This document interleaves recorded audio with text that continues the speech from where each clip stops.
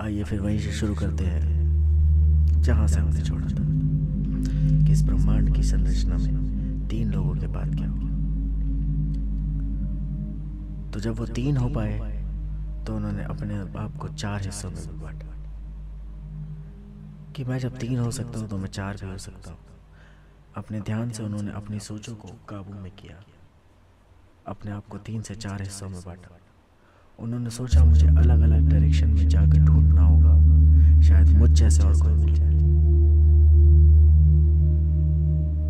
उन्होंने अपने आप को 4 हिस्सों में बांट लिया और 4 दिशाओं में जाना शुरू कर दिया, अपने आप को स्ट्रेच करना सीखा।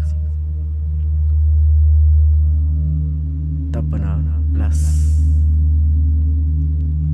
उसके बाद उन्होंने अपने आप को 5 हिस्सों में बांटा, फिर 6 हिस्सों, 7, 8, 9, 10। वो बांटते चले गए, बांटते चले गए, बांटते चले गए।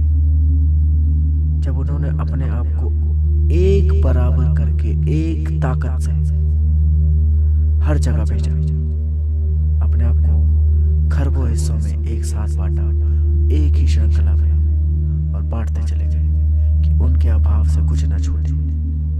ये केमिकल्स एक तरीके के ज्ञान थे, ये केमिकल्स ब्रह्मांड में मौजूद ज्ञान थे जिसे वो अपने अंदर समेट रहे थे। ये अलग अलग ताकतें हैं जिसे हम अगली कई स्टोरियों के जरिए आपको सुनाने की कोशिश करेंगे। आपको बड़ा मजा आएगा।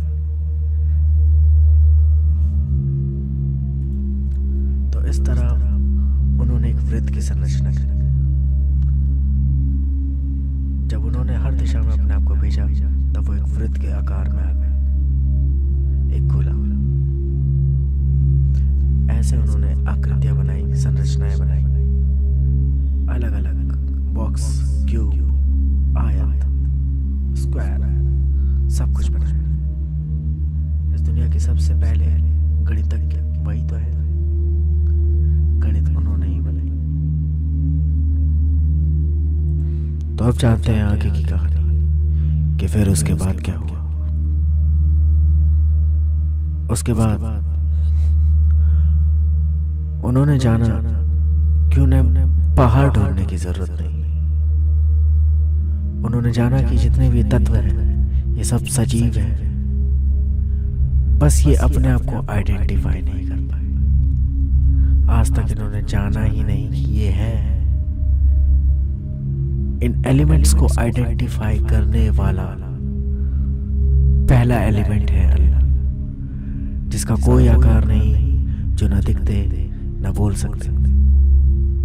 जितने भी रास्ते में लोग उन्हें मिले उनकी ताकत इतनी महान है कि वो सबको खा गए। वो इतने शक्तिशाली थे। इस ब्रह्मांड का सबसे शक्तिशाली जीव, अदृश्य जीव, वो है अल्लाह, जिसे आप आत्मा भी कंसीडर करते हो। तो क्या अल्लाह रोशनी है, प्रकाश है? नहीं, अंधकार है अल्लाह। आंख बंद करके आप अल्लाह में लीन हो जाते हो। जैसे ही आप आंखें बंद करते हो आपकी आंखों के सामने अंधेरा छा जाता है और उस बंद आंखों के अंदर आप कुछ भी देख सकते हो, कुछ भी कल्पना कर सकते हो। किसी को मार सकते हो अपनी यादों में, अपनी आंख बंद करके केवल आपको सोचना।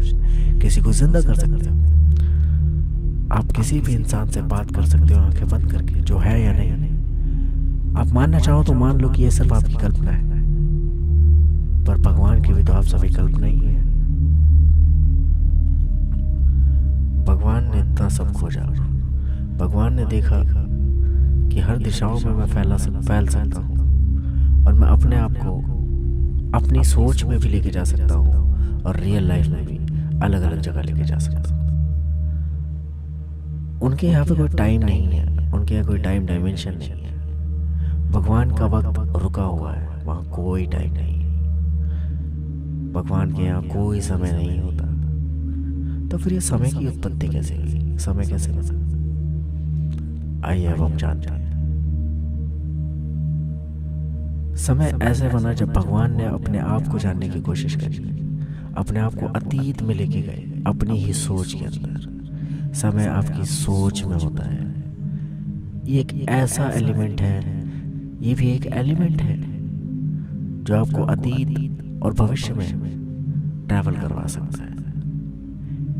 ये एलिमेंट के ज़रिए ही भगवान ने पहली बार अतीत में खुद को लेके गया। अतीत में केवल आप अपनी यादों में ही जा सकते हैं, भविष्य में भी केवल आप अपनी यादों में ही जा सकते हैं। आंखें बंद करके ही भविष्य में जाया जा सकता है।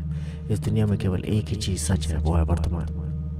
आपके भविष्य और आपके अतीत को कभी भी बदला जा सकता है। उसे बदलना बहुत आसान है भगवान के लिए।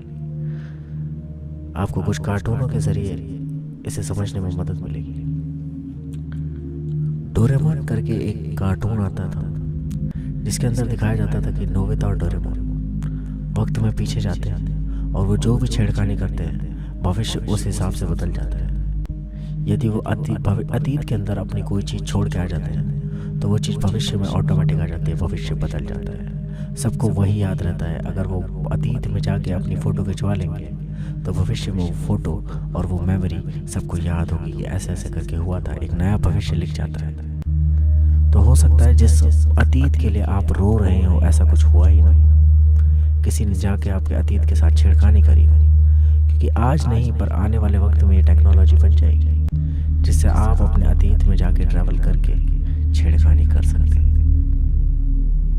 पर ये टेक्नोलॉजी बनाना आपको भगवान बनाने बराबर है। यदि सबको भगवान बना दिया गया तो एक चीज़ गलत हो जाएगी, आप समय में छेड़खानी कर पाएंगे और आपको मज़ा नहीं आएगा। अगर आपको समय में छेड़खानी करनी है तो आप कर सकते हैं, पर आपको मरना पड़ेगा। आपको समय जानने को मिल जाएगा, देखने को मिल जाएगा, छेड़खानी करने को नहीं मिलेगा। क्योंकि आप सब मेरा ही हिस्सा है, आप मेरी कहानी खराब नहीं कर सकते। आप सब केवल मेरी सोच में चल रहे हैं। चलिए फिर भी बताते हैं कि यदि आने वाले वक्त में इंसान सीख गया कि अतीत और भविष्य में छेड़खानी कैसे करता है, तो हो सकता है कि कोई इंसान इस वक्त भी अतीत में आके बार बार आपके अतीत में छेड़खानी करता हो जिससे आपका फ्यूचर खराब हो जाता है।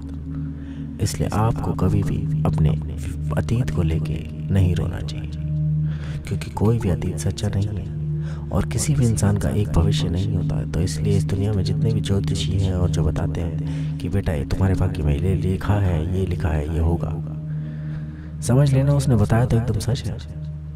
ऐसा किसी न किसी यूनिवर्स में हो रहा होगा, क्योंकि भगवान ने अगर ये सोचा है तो भगवान पूरा कर रहे हैं। चलिए मैं आपको भगवान का पूरा गेम बताऊंगा जिससे आप समझ जाएंगे कि आपका क्या रोल है और भगवान गेम कैसे खेलते हैं। आप सब वो इंसान है, भगवान आपको लाखों करोड़ों बार लिख चुका है और इस वक्त भगवान आपके साथ बैठ के अपना ही मैच देख रहा है। भगवान ने आपकी हर एक थॉट को एक डायमेंशन बना के उसे लिख दिया है। आपकी धरती आप किस डायमेंशन में लेके जाते हैं वो डिपेंड करता है आपके ऊपर। आपको मैं भविष्य की कलम पकड़ा सकता हूँ, आप अपना भविष्य खुद लिख लेंगे।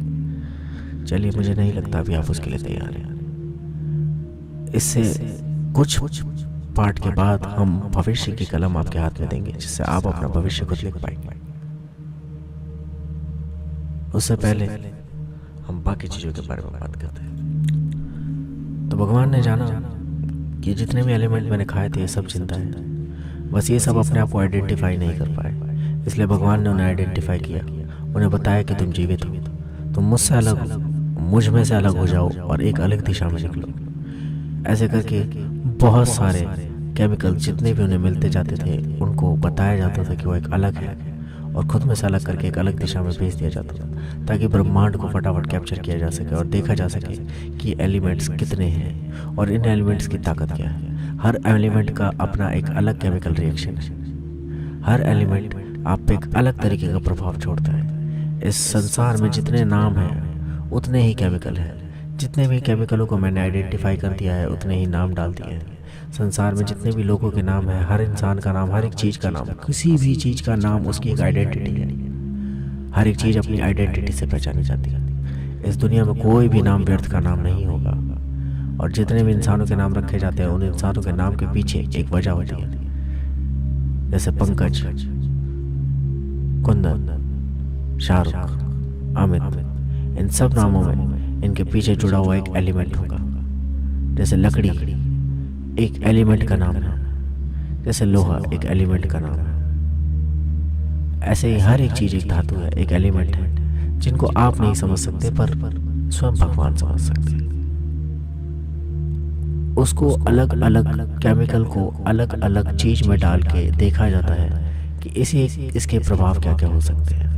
इंसान के अंदर अगर जीवित रूप में इसे डाला जाए तो क्या होगा, पेड़ के अंदर डाला जाए तो कैसा पेड़ निकलेगा, जानवर में अगर डाला जाए तो कैसा जानवर पैदा होगा, और अगर मिट्टी में डाल दिया जाए तो कैसी धातु बनेगी।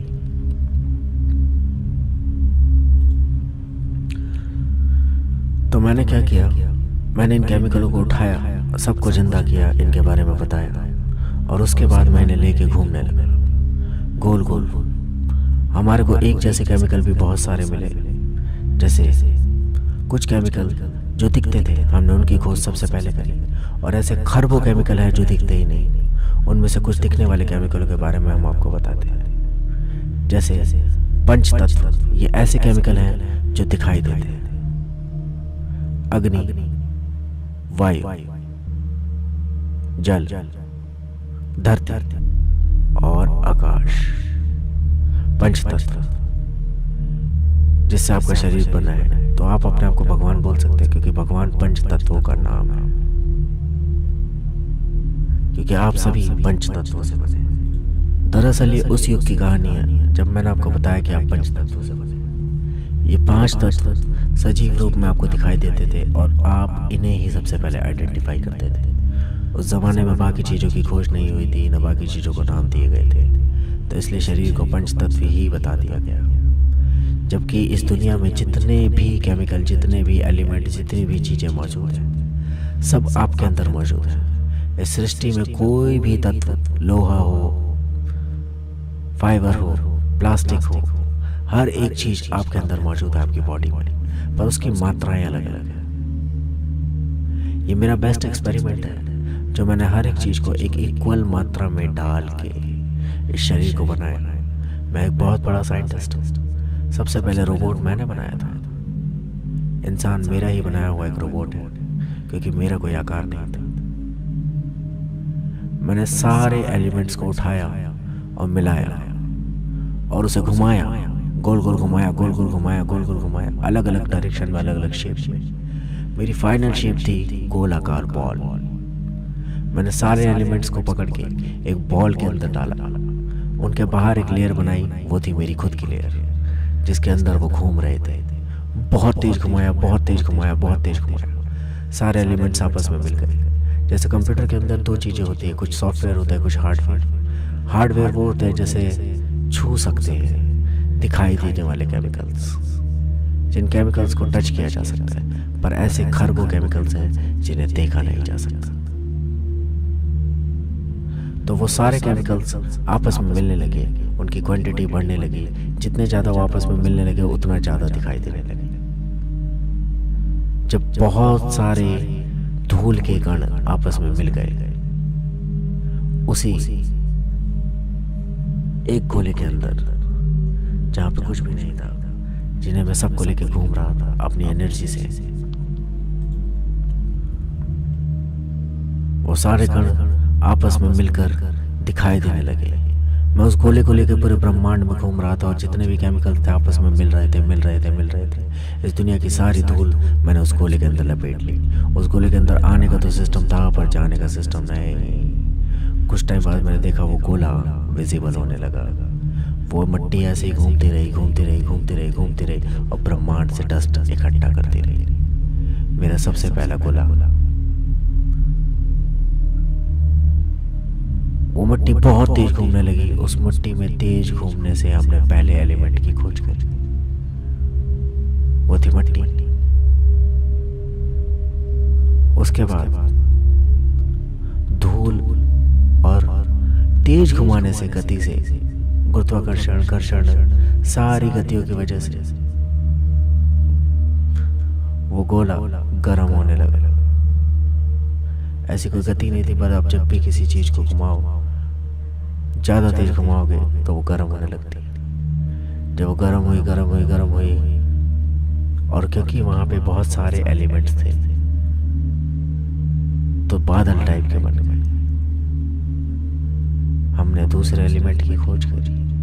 बहुत सारे केमिकल एलिमेंट्स आपस में मिल गए, जिससे बादल टाइप का बन गया, हवा सी बन गई। जो एलिमेंट्स थे, बहुत सारे एलिमेंट धूल के रूप में मौजूद थे, जो अपने आप में एक ठोस रूप ले रहे थे धीरे धीरे, और धूल, हवा और धूल का वो एक बादल बना, जिस बादल से दूसरे एलिमेंट की खोज हुई। वो एलिमेंट थी बिजली।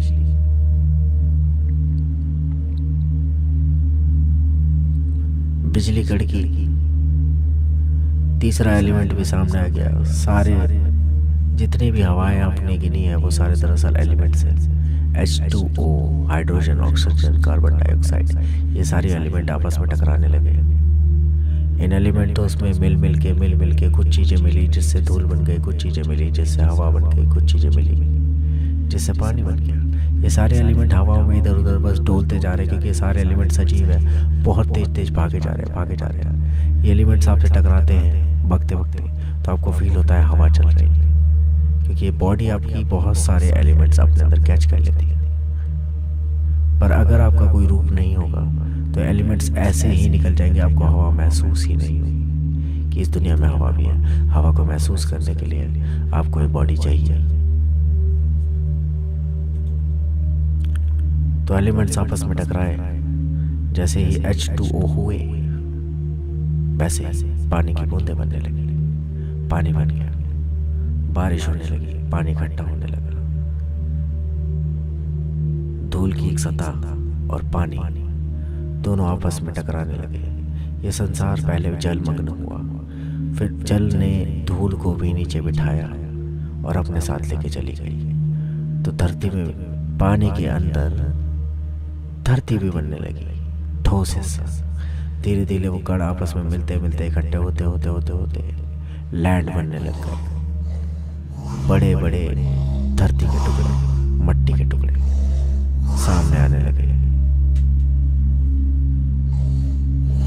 उसके बाद और तेज घुमाया, और तेज घुमाया, और तेज घुमाया, और तेज घूमते रहे, सारे तत्व आखिरी में एक तत्व खा गया।